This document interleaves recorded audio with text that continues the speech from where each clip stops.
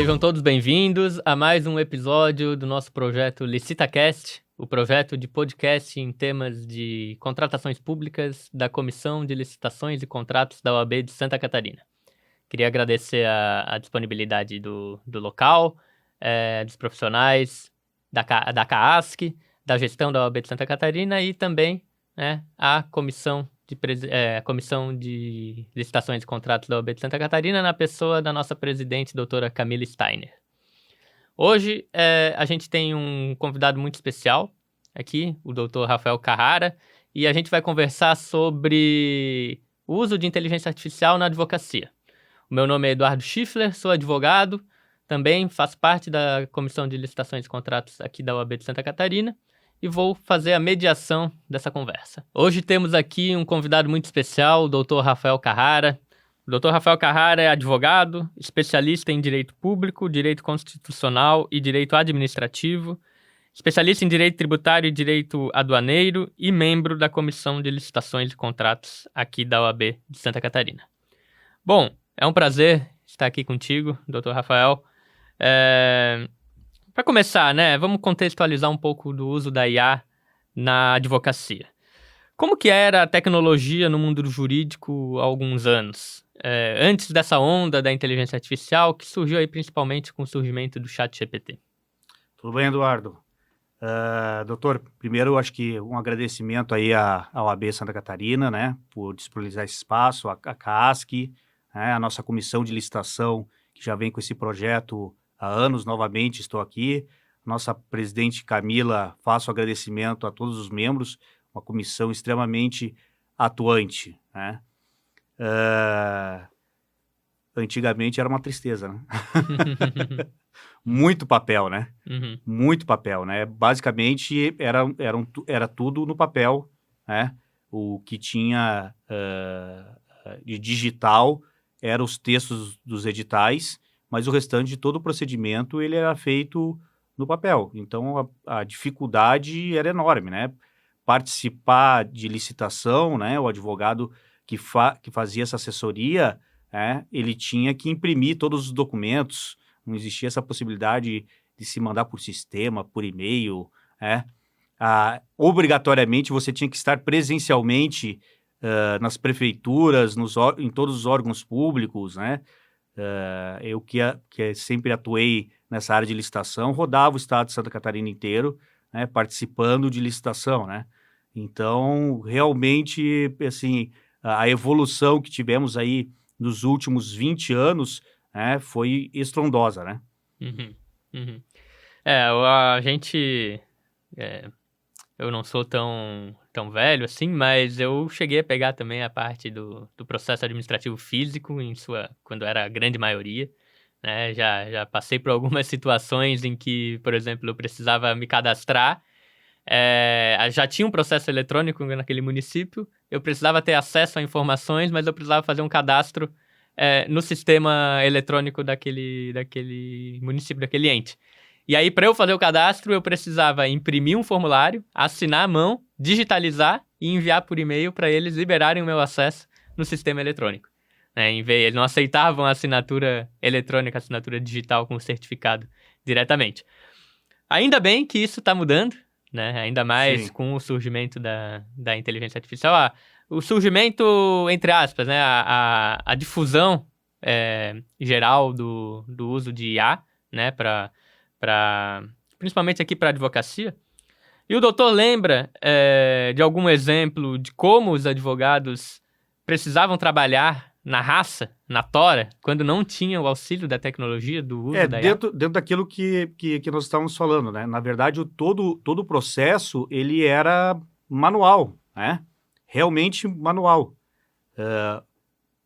A linha do tempo disso, a gente entender ali, Tivemos a Revolução Industrial, passamos para a Revolução Computacional e agora é a Revolução da Inteligência Artificial, Então, antes, o processo de licitação, há 20 anos atrás, ele era extremamente manual. Era imprimir documento, era leitura de jornal para saber sobre o edital que estava saindo, Por exemplo, nós não tínhamos os diários online, ou você assinava o Diário Oficial do Estado ou dos municípios para saber da publicação do edital, ou você pagava uma empresa para que fizesse essa leitura, né? Então, realmente era um processo, né? O tamanho da equipe e do gerenciamento que você tinha que fazer era enorme, né? Então, assim, é que nem a gente trocar aí o processo da enxada para a máquina agrícola que trabalha sozinho, né? Então, foi justamente esse o caminho que nós tivemos aí nesses últimos 20 anos com a entrada agora da inteligência artificial. A inteligência artificial no meio jurídico, né, principalmente para a advocacia, a gente pode equiparar até o surgimento da calculadora para os engenheiros, né? A IA generativa de gerar textos, gerar imagens, analisar documento, influencia diretamente o nosso trabalho, o nosso dia a dia, né? Tanto que hoje a IA ela já faz parte da rotina de muitos profissionais. Como que o doutor vê essa mudança dentro da advocacia, especialmente na área, né, de atuação que é licitações e contratos administrativos? Eu vejo muito bem, né? Como eu citei a questão das revoluções tiveram, todas elas têm um foco principal, que é o aumento da produtividade, né? E a inteligência artificial veio justamente isso, para aumentar a produtividade do advogado do escritório, né? Então, demandas que você levava semanas e dias, hoje você consegue, com a inteligência artificial, em poucas horas, poder resolver, né? Um exemplo melhor dessa é, por exemplo, a análise de um edital, né? Então, hoje a inteligência artificial consegue analisar o edital de forma, e daí deixar bem claro, enquanto a isso, sim, bem a grosso modo, ele consegue fazer uma leitura do edital que você, de repente, perderia horas e dias para fazer, ele faz isso em questão de minutos. E com isso te traz eficiência na resposta do cliente e na demanda para poder atender outros clientes, né? Então é fantástico, né? É extremamente positivo, né? Uhum. Existem pesquisas até, principalmente lá nos Estados Unidos, as faculdades eles têm uma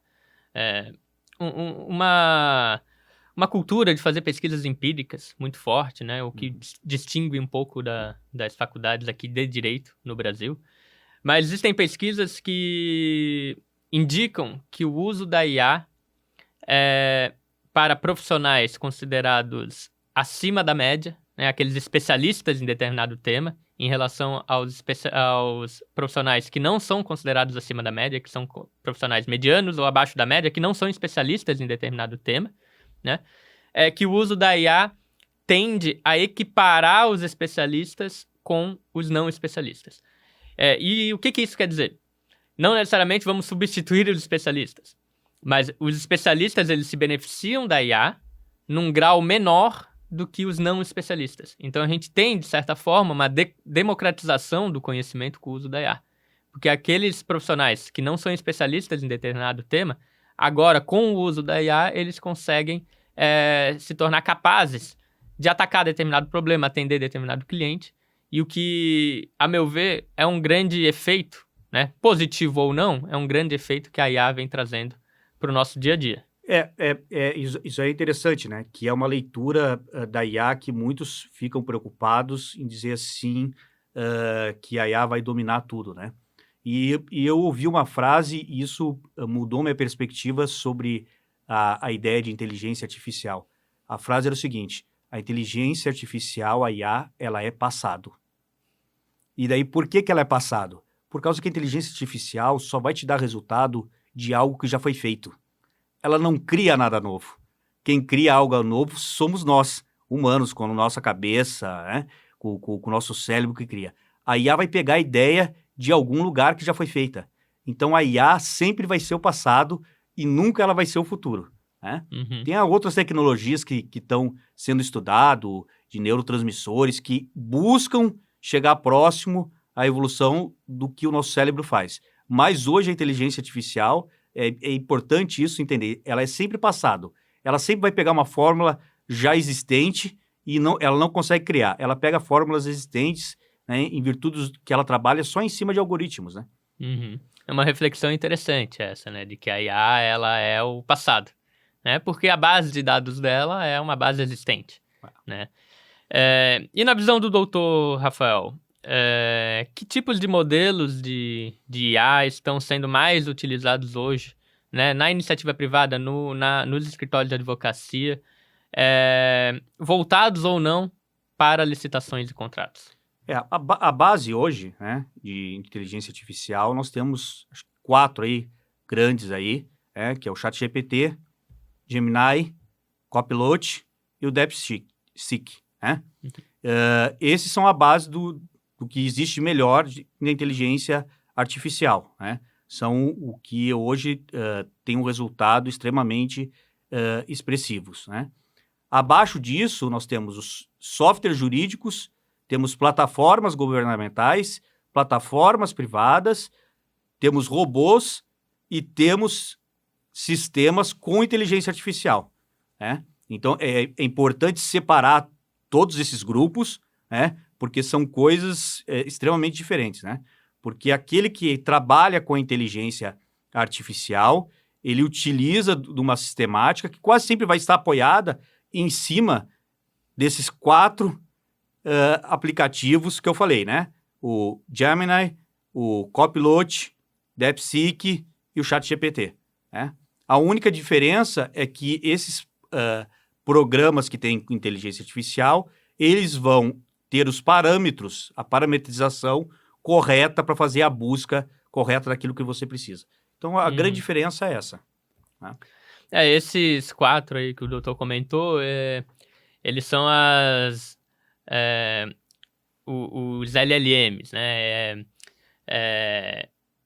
Eles são os motores de outros softwares, outros programas que desenvolvem suas funcionalidades, mas utilizam, né, como base o motor, que aí sim é realmente difícil de desenvolver, né? A gente vê o volume de investimento que os países estão fazendo para desenvolver as suas inteligências artificiais, né? Então, a OpenAI, o Google, o X, estão despejando dinheiros, né, nessa corrida nova que a gente tem, que é a corrida da inteligência artificial, para desenvolver os modelos, né, de IA cada vez mais robustos, cada vez mais fortes, né? Doutor Eduardo, é importante assim destacar que sempre faz uma pergunta, qual que é a melhor inteligência artificial, né? Não existe essa resposta, né? Depende daquilo que você quer buscar, né? Então, assim, Gemini, né? Ele é focado muito em cima de quem o criou, que é a Google, né? Então, assim, para buscas, por exemplo, de jurisprudências, o Gemini é excelente, né? Extremamente analítico, não sei o quê, DeepSeek, né? Algo mais abrangente, ChatGPT, Copilot, né? O Copilot, ele é muito bom, que ele utiliza o buscador Bing, então ele também tem uma busca boa em questão de jurisprudências, né? Então, assim, depende daquele resultado que você quer. Não existe uma inteligência hoje artificial que consegue te entregar um resultado perfeito, né? 100%. Assim como a escolha do profissional, né? Isso, exatamente. Cada IA tem seus benefícios, seus prós e contras, né? Nem todas são iguais. Depende muito da função que você quer dar para ela, né? O que você quer que ela faça para ti. Aí você seleciona o ChatGPT, você seleciona o Gemini, você seleciona o LM Notebook, que é uma outra, que é do Google, muito interessante também. E isso vai na tentativa e erro, né? O profissional, ele precisa testar, ele precisa tentar utilizar, aprender a usar essas ferramentas, porque é utilizando essas ferramentas que se aprende a realmente domá-las e trazer os benefícios, se tornar mais eficiente. E, inclusive, obviamente, o uso dessas IAs precisa ser um uso consciente, né? O doutor comentou sobre jurisprudência. Evidentemente, a gente vê notícias aí quase que diariamente de usos inadequados de ferramentas de inteligência artificial, principalmente na área jurídica, não só por advogados, mas também pelo Ministério Público, por juízes, Poder Judiciário, em que se utilizam de ferramentas sem o cuidado adequado e acaba passando, né, uma jurisprudência falsa, porque a IA, ela às vezes cria, ela inventa, ela é forçada a responder a algo que não existe, e aí ela tenta te convencer de que determinado julgado disse seguiu por aquela decisão, seguiu por aquele caminho. O que o doutor recomenda a fazer nessas situações? Utilizar a ferramenta de IA para uma pesquisa de jurisprudência. O que o doutor recomenda que o advogado que está utilizando faça? Isso é um ponto importantíssimo, né? Esse é o ponto, vamos dizer assim, crucial daqueles que não defendem a inteligência artificial. Os parâmetros que a inteligência artificial ela usa dentro dos algoritmos é sempre te dar uma resposta. Quando ela não encontra, ela cria a resposta. Então, assim, a inteligência artificial não substitui o profissional justamente por causa disso. Por causa que, assim, toda jurisprudência tem que ser conferida, né? Nunca você pode confiar na inteligência artificial para te dar uma resposta para nada. Seja fazer um trabalho, seja uma impugnação, nada. Ela está te entregando um modelo de alguma coisa. Em cima daquele modelo, você precisa ter o conhecimento e buscar as referências daquilo que é feito, né? Então, assim, o importante é o quê? Buscar a referência de tudo que é dito. Artigo, artigo. Jurisprudência, então, é o que mais erra. Até por uma questão de buscas, né? Como eles utilizam um sistema de varredura para buscar jurisprudência, e os tribunais fazem esse bloqueio da varredura, então eles fazem, na verdade, buscas por sistema de sites de buscas de palavras daquilo que você encontrou. Então, vai achar de qualquer jeito. Então, assim, tem que fazer a conferência de absolutamente tudo, né? Teve um caso recente que aconteceu de um despacho de um magistrado, né, que tinha sido feito pelo ChatGPT, assim, com alegações. Porque provavelmente assessor, faltou a conferência, porque para quem olha o documento, vai acreditar que aquele documento é fiel, né? Por causa da escrita, né? Mas aí quando você começa a fazer a análise, né, dos artigos da jurisprudência, e aí você vai encontrando as falhas do que é feito, né? Então, assim, a inteligência artificial tem que ficar bem clara. Ela é uma ferramenta de ajuda, de auxílio, né? É um auxiliar, seja para o advogado ou seja para um fornecedor, mas ele é um auxiliar. O conhecimento, ele é inerente de quem está do outro lado, na frente do computador, sempre vai ser o principal, né? É que nem eu querer falar, buscar, querer fazer um planejamento de algo que eu não tenho a mínima ideia, na parte de engenharia. Aquilo que a IA me disser, eu vou entender que, ok, tá tudo certo. E daí, por isso, eu vou construir uma ponte?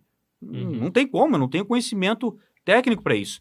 Por mais que ele me traga todo um modelo de passo a passo como fazer, aquilo ali não está certificado por um profissional que tem o conhecimento de dizer, não, está correto ou não está correto.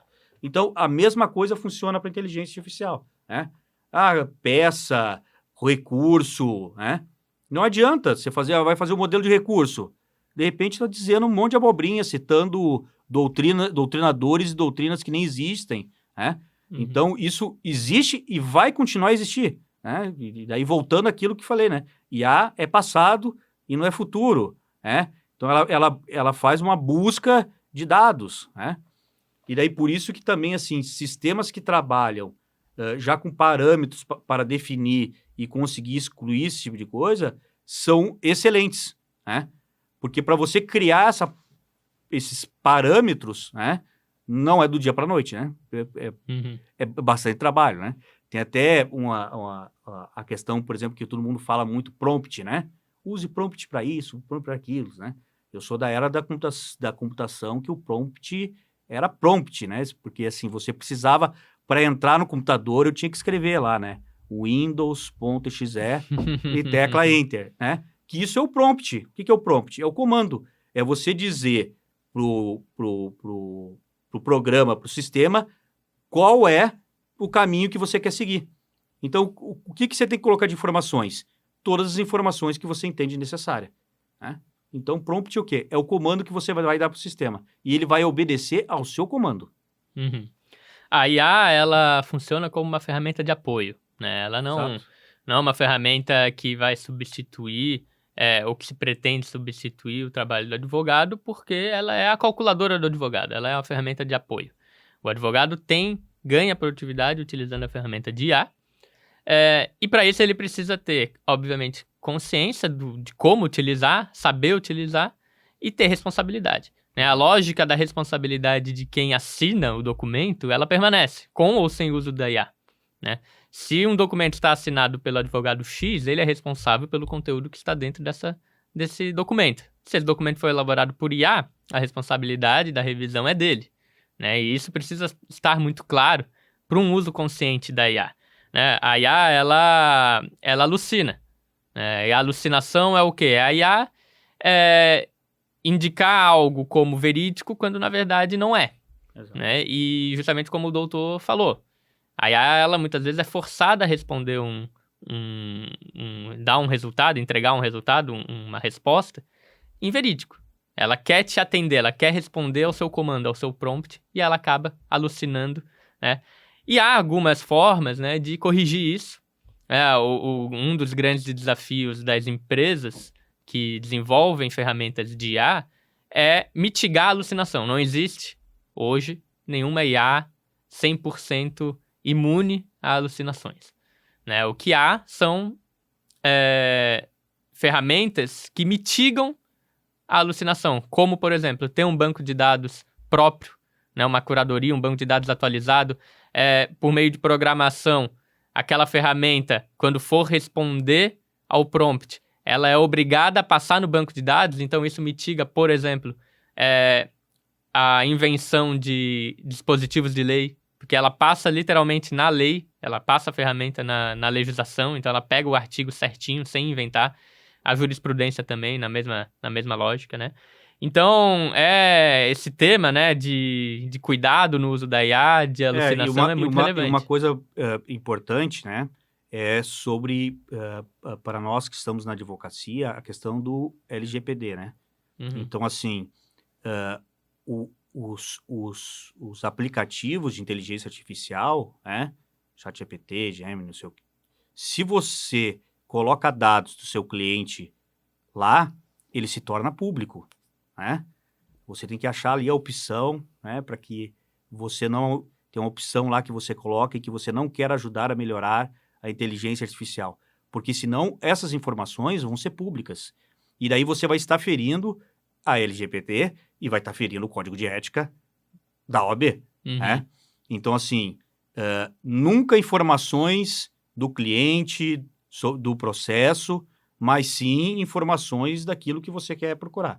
Então, esse é um ponto muito importante e que tem que se tomar cuidado com isso, porque provavelmente, daqui a pouco, a gente vai começar a ter vazamento de dados em cima disso. Né? Eu acho que essa é a grande precaução que o advogado tem que ter ao utilizar a inteligência artificial. Com certeza.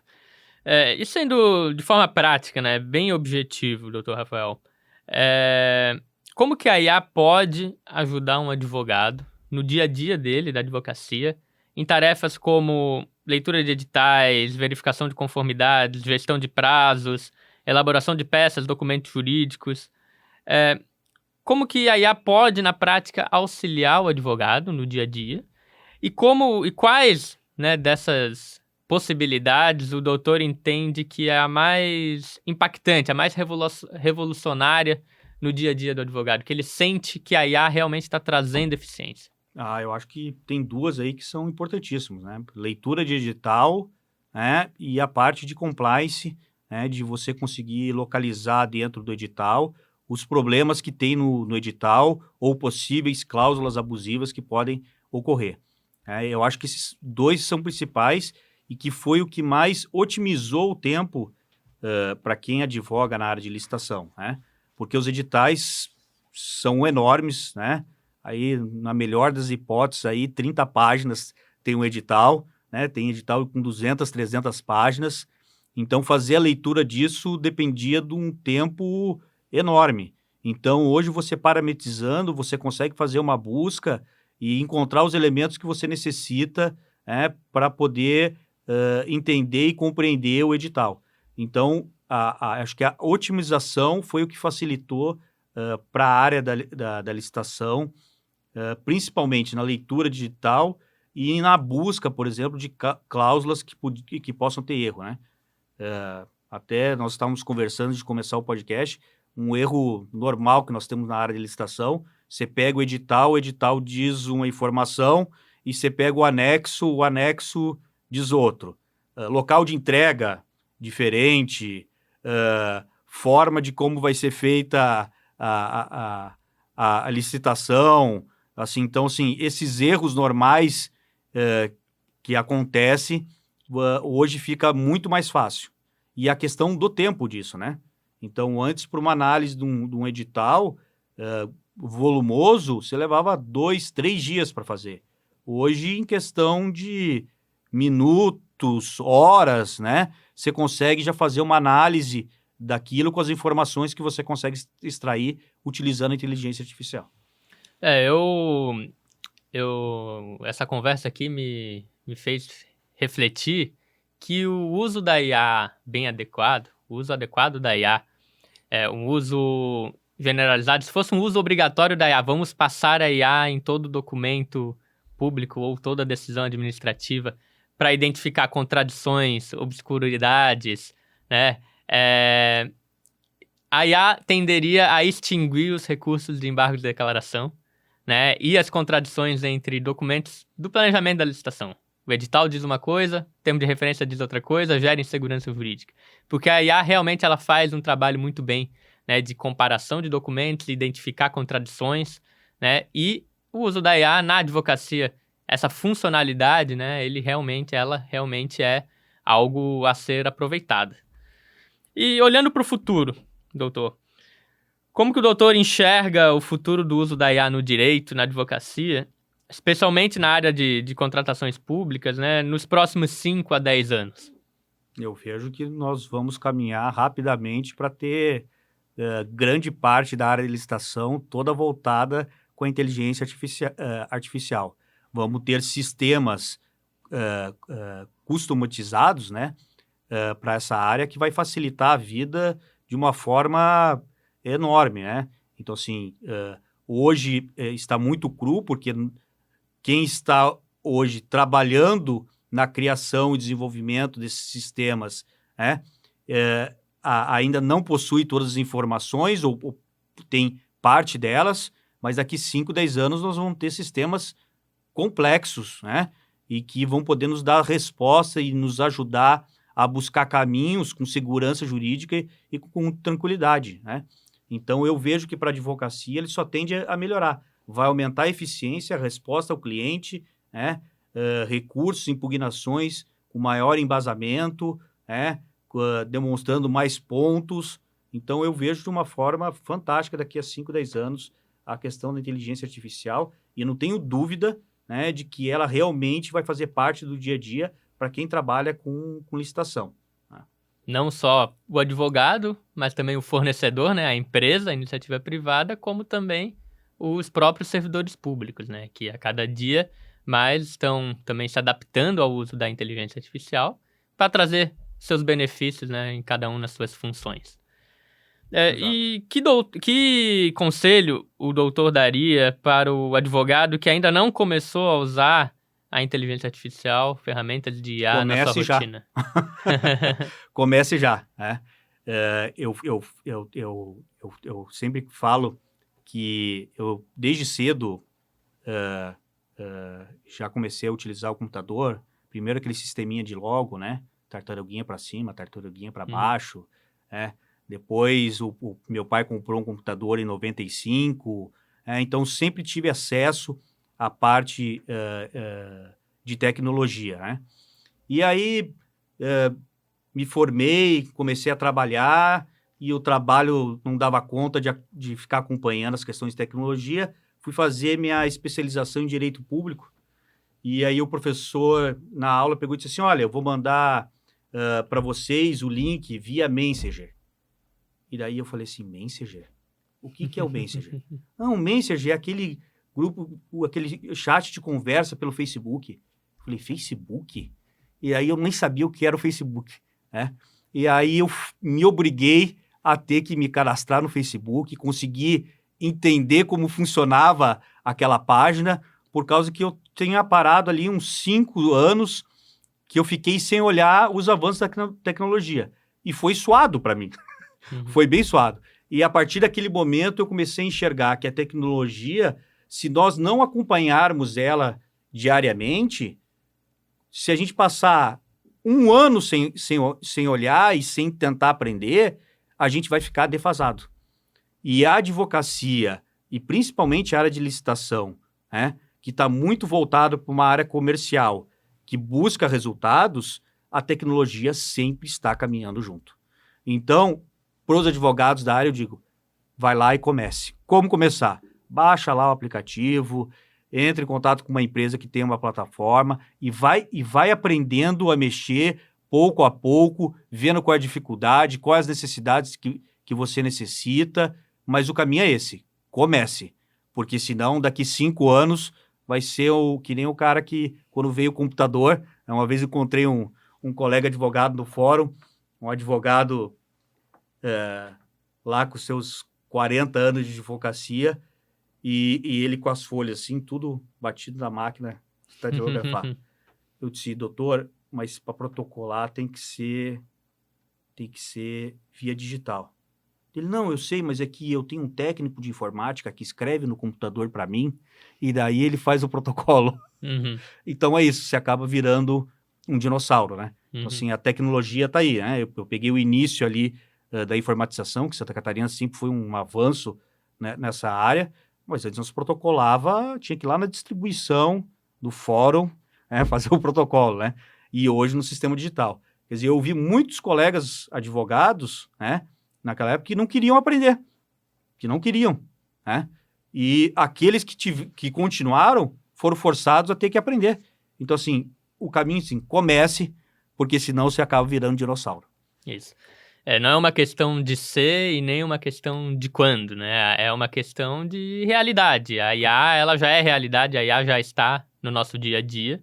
A gente precisa se adaptar a ela para extrair dela tudo aquilo que ela tem de benefício, né? Que é trazer mais produtividade, ganhar tempo, conseguir, com o tempo livre que a IA vai trazer por conta da eficiência, né? Gerar novos negócios, refletir melhor estrategicamente, fazer aquilo que a IA não faz por nós hoje, né? Então, a IA é uma questão de hoje, né? Ela já está no nosso dia a dia, ela já existe, ela já está impactando e a gente precisa se adaptar. É bem isso, né? E aí fazer essa leitura, né? O que vai ser o papel do advogado e qual vai ser o papel da IA, né? Então, a IA ela vai fazer o processo manual e vai ficar para o advogado a parte estratégica, né? Que é onde a nossa parte de cientistas jurídicos, né? Então, a parte estratégica sempre vai ser nossa. Esse é o que a gente detém, que é o nosso conhecimento.